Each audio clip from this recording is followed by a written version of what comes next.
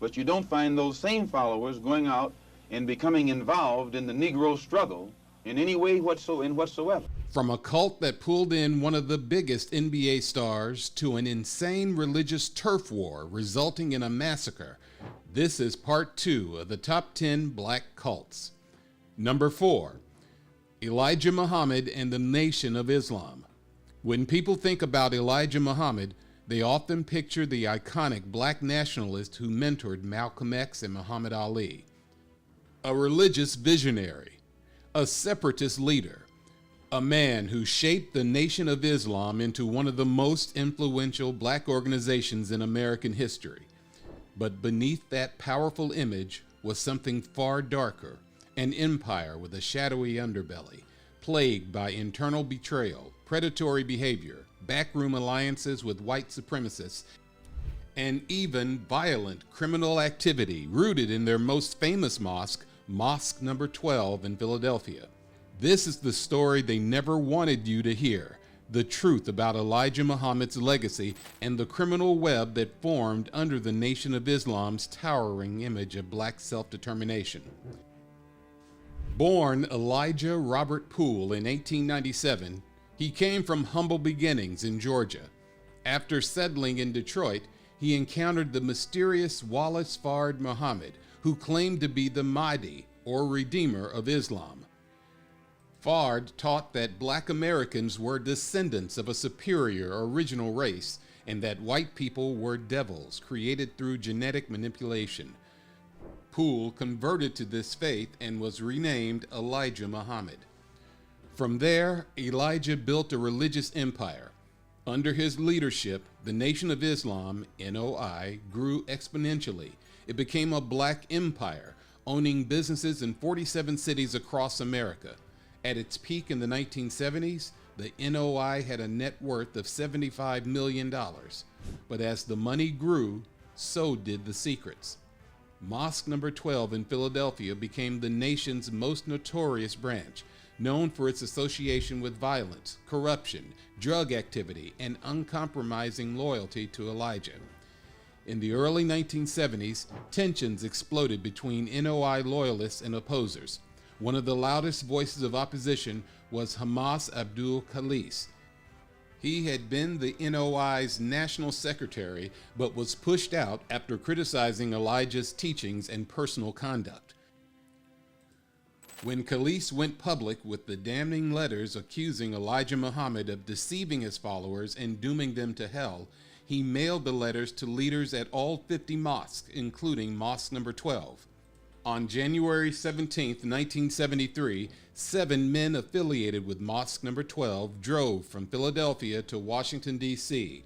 They stormed the home of Khalis's family in what became known as the Hanafi Massacre. The attack was reportedly retaliation for Khalis's letters attacking Elijah Muhammad and Fard. The perpetrators were all linked to Philadelphia's Muslim community, and many had violent criminal records. For years, Malcolm X was Elijah Muhammad's most loyal disciple and greatest public speaker. He spread the NOI's doctrine far and wide, but by the early 1960s, he began to hear disturbing rumors. Elijah was having secret affairs with underage secretaries within the NOI. At first, Malcolm refused to believe it, but after speaking directly with Elijah's own son and several young women, he was forced to accept the truth. Elijah admitted to fathering children with multiple young followers and tried to justify it by pointing to biblical prophets who also had many wives. He also claimed 7 of the girls became pregnant. That marked the beginning of Malcolm X's downfall. Within a year, Malcolm was dead. Malcolm was assassinated on February 21, 1965. While the Nation of Islam denied involvement, suspicions have never died. You'd think the leader of a radical black separatist group would be an enemy to white supremacists, but in the 1960s, he met with Ku Klux Klan leaders to discuss land deals in the South. Texas oil tycoon H.L. Hunt, a white supremacist billionaire, even funneled money to the NOI to help Elijah buy luxurious homes and fund his movement. Elijah Muhammad died in 1975. The original Mosque Number 12? Its legacy as a stronghold of NOI enforcement remains controversial, etched in the history of black religious militancy and violent discipline. If you found this video entertaining, hit the like and subscribe button for more deep dives into the world of rich black history. Drop a comment below and let us know which story surprised or resonated with you the most. Number 3. Sweet Daddy Grace and the United House of Prayer. When Charles Manuel Grace came to America in 1903, few could have guessed he'd become one of the most controversial and worshipped black religious figures in U.S. history. Grace would later adopt the moniker Sweet Daddy Grace and go on to found what is now known as the United House of Prayer for All People. It all began in Massachusetts, where Grace laid the foundation for his religious empire. His throne in each church was called the Holy Mountain. No one, not even other preachers, was allowed to touch it. When a reverend named Ronald Belton allowed someone to get too close to the throne, he was immediately fired and excommunicated from the church. Members were known to line up and stuff wads of cash into the bishop's hands as he walked through the aisles. There's even a formal program called Daddy's Club, which strongly encourages followers to give at least $2,000 every time the bishop visits. Whether viewed as a spiritual stronghold or a well-disguised scam, the United House of Prayer reflects a long-standing tension within American religious history where faith, power, and money blur almost completely. Number 2.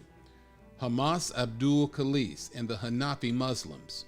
Before his name was Hamas Abdul Khalis, he was Ernest Timothy McGee, a devout Roman Catholic and later a Seventh-day Adventist from Gary, Indiana. But somewhere between the church pews and the pulpit, McGee turned toward a new path, a darker path, one that would later shake the streets of Washington, D.C. with the cries of children and ignite one of the most disturbing chapters in the history of black religious movements in America. In the 1950s, McGee joined the Nation of Islam. Elijah Muhammad reportedly told others McGee was his heir, not Malcolm X. But that all changed in 1957 when a fallout, possibly sparked by McGee's attempt to reform Muhammad's doctrine, pushed him to the sidelines. After losing influence, he reinvented himself as Hamas Abdul Khalis and reemerged in Harlem, founding the Hanafi Madhab Center. There, he began a campaign to pull believers away from Elijah Muhammad and back to what he called true Islam. His movement caught the attention of NBA superstar Lou Alcindor, who converted to Sunni Islam, renamed himself Kareem Abdul-Jabbar, and donated a $78,000 mansion in D.C. as the new Hanafi headquarters. In 1973, Hamas Abdul Khalis mailed 50 letters to ministers at Nation of Islam mosques across the country. In them, he blasted Elijah Muhammad as a fraud, a deceiver, and a robber of souls. He accused Wallace Fard of being a criminal named John Walker from Gary, Indiana, and urged ministers to abandon the false Islam of the NOI. On January 18, 1973, a brutal hit team of NOI affiliates stormed the Hanafi headquarters in D.C. Among the attackers were Ronald Harvey, John Clark, James Bubbles Price, John Griffin, Theodore Moody, William Christian, and Jerome Sinclair. What unfolded inside the stone mansion was pure horror. 2 men and a young boy were shot. 4 children, one just 9 days old, were drowned in sinks and bathtubs. Bibi Khalis, one of Khalis's wives, was shot 8 times after being forced to watch her infant granddaughter drown. Amina, his daughter, was shot 5 times after being told, "You know your father wrote those letters, don't you?" She survived, barely. Khalis survived, but his enemies weren't finished. In 1977, he launched the infamous Hanafi siege in Washington, D.C., holding over 100 hostages at gunpoint across 3 buildings, including the B'nai B'rith headquarters. He demanded justice for the massacre and the imprisonment of those who slaughtered his family. The standoff gripped the nation for days. At the center of it all was a twisted theological war, Sunni Islam versus the Nation of Islam. Even after the massacre, the legal aftermath exposed even deeper fractures. Today, most have forgotten his name, but if we ignore that story, we risk letting it happen again. Number 1, Nature Boy. Before he was anyone's Messiah, Eligio Bishop's early online videos were full of astrology, self-love mantras, and nature-based philosophies.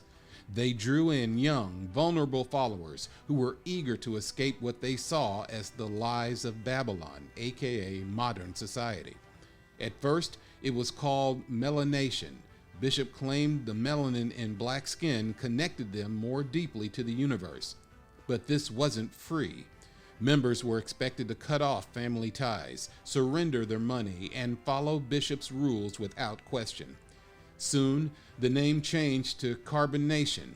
He claimed to be God himself, three God. His followers called him the Messiah. At its peak, Carbonation had dozens of devoted followers until former members began speaking out, revealing a grim reality of the so-called paradise they once believed in.